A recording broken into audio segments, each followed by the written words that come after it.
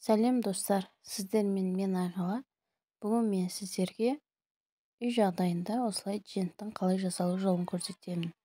Ол үшін бізге сгущенное молоко, талқан қажет болады және сары май саламыз. Осы үш ингредиентпен араластырамыз барлығын жақсылап. Кішкене сахарный пудра саламыз. Дәмі тәтті болу үшін. Барлығын араластырып, осындай масса шығарамыз.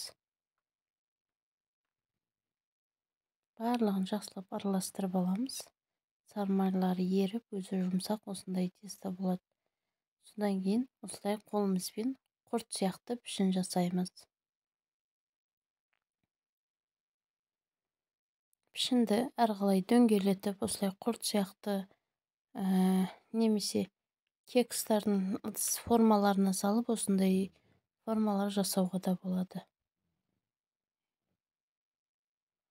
Мен тек қана осы құрттың формасы мен дөңгелек формады екі түрінен жасадым.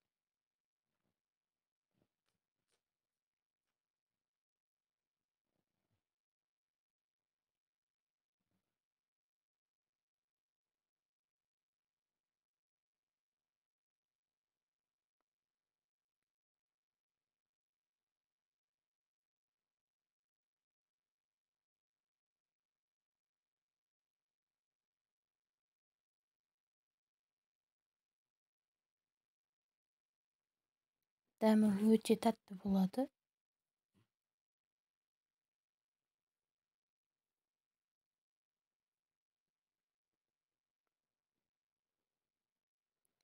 Барлық форманы жасап болған соң, холодильникке кішкене қатырып аламыз 1-1,5 сағатқа. Одан кейін тарелкаға салып дастарханымызға қоя береміз.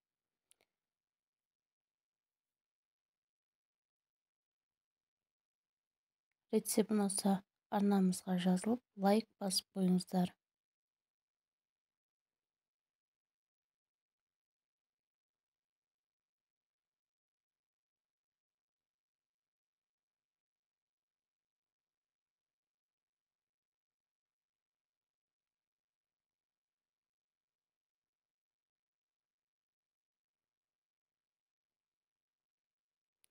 Дәл осылай жасалған нелерден дженттерді джент в шоколаде жасауға болады. Оны келесі видеоларда көрсететін боламын.